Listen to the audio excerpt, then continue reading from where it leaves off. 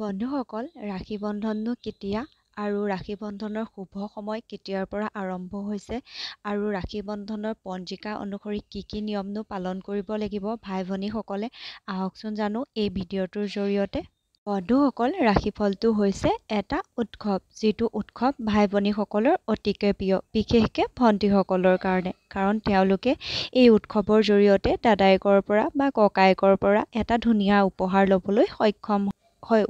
ল'বলৈ সক্ষম হওঁতে তেওঁলোকে কিছুমান নীতি নিয়ম পালন কৰিব লাগিব, যিটো আমি এই ভিডিঅ'টোৰ জৰিয়তে জানিম। আহকচোন জানো। বন্ধুসকল, ৰাখী বন্ধনৰ দিনা খুব সোনকালে উঠিব লাগে। উঠি গা পা ধুই তেওঁলোকে ভাইসকলৰ কাৰণে যিটো ৰাখী পিন্ধাব, তাৰ বাবে এখন থালি প্ৰস্তুত কৰিব লাগে। থালিখন সম্পূৰ্ণ তেওঁলোকে নিজৰ হাতেৰে প্ৰস্তুত কৰিব লাগে। থালিখনত তেওঁলোকে কেঁচা চাউল, তিলক কৰিবলৈ সামগ্ৰী, ফুল আৰু মিঠাই আৰু ৰাখি, ধূপ, দীপ আদি সকলো বস্তু তেওঁলোকে তাতে ৰাখিব লাগে আৰু বিশেষকৈ কেঁচা চাউলটো তেওঁলোকে ৰাখিবই লাগে। বন্ধুসকল, তাৰপিছত ভনীয়েক বা বায়েকে ককায়েকহঁতক ৰাখি পিন্ধাবৰ বাবে মাতিব লাগে আৰু ৰাখি পিন্ধাবৰ বাবে তেওঁলোকে পীৰা বা আসনৰ ব্যৱস্থা কৰিব লাগে। কেতিয়াও ওপৰত বহি ৰাখি পিন্ধাব নালাগে, তেতিয়া অশুভ ফল দেখা যায়। আৰু ৰাখি পিন্ধোৱাৰ সময়ত তেওঁলোকে ধূপ দীপ দিয়াৰ পিছত মিঠাই দি তেওঁলোকৰ মুখখন মিঠা কৰিব লাগে। আৰু কোনো কাৰণবশত যদি আপোনাৰ ওচৰত মিঠাই নাই, তেন্তে চেনিৰেও আপুনি তেওঁলোকৰ মুখখন মিঠা কৰি এইটো নিয়ম পালন কৰিব লাগে। বন্ধুসকল, ৰাখি পিন্ধাওঁতে সদায় এটা নিয়ম গুৰুত্ব সহকাৰে ল'ব লাগে।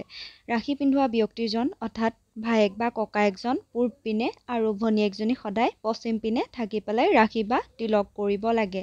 এনে কৰিলে শুভ ফল দেখা যায়।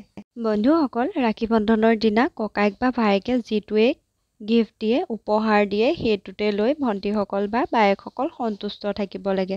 ইয়াত অসন্তুষ্টি কৰিলে অশুভ ফল দেখা যায়। শুদ্ধ মনেৰে সেইটোকে উপহাৰ গ্ৰহণ কৰিব লাগে।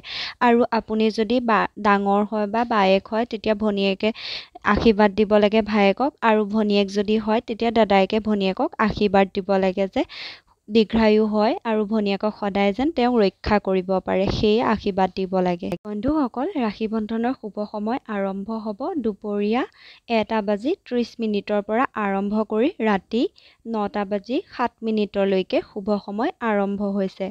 মুঠ আপোনাৰ 7 ঘণ্টা 47 মিনিট ৰাখি বন্ধনৰ শুভ সময় থাকিব। এইটো সময়তে আপুনি ভায়েক বা ককায়েকক ৰাখি পিন্ধাব পাৰিব, তেতিয়া শুভ ফল দেখা যায়। বন্ধুসকল, আপোনালোকে জানেনে ৰাখি বন্ধন কেনেকৈ আৰম্ভ হৈছিলে আৰু কোনে কাক প্ৰথম ৰাখি পিন্ধাইছিলে?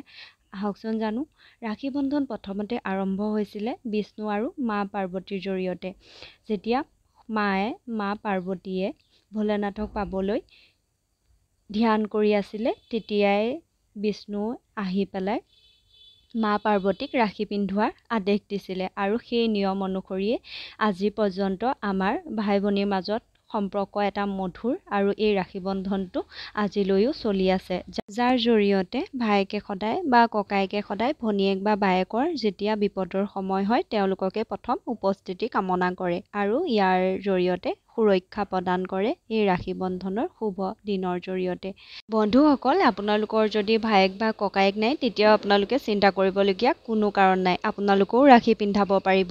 আপোনালোকৰ যদি ভায়েক বা ককায়েক নাই, তেন্তে আপুনি গণেশ ভগৱানক আপুনি ৰাখি পিন্ধাব পাৰে। এনে কৰিলে গণেশ দেৱতা আপোনালোকৰ ভায়েক হিচাপে গণ্য কৰিব আৰু আপোনাক ভনীয়েক হিচাপে প্ৰত্যেকটো বিপদ আপদৰ পৰা তেওঁ সহায় কৰিব। আপোনাৰ প্ৰত্যেকটো হিচাপত আপোনাক থিয় দিব, প্ৰত্যেকটো পৰিস্থিতি, প্ৰত্যেকটো সমস্যাতে তেওঁ আপোনাৰ আগভেটি ধৰিব। সদায় খালি আপুনি তেওঁক স্মৰণ কৰিব লাগিব। আজিলৈ ভিডিঅ'টো ইমানলৈকে। যদি ভাল লাগে শ্বেয়াৰ, লাইক, কমেণ্ট কৰিব।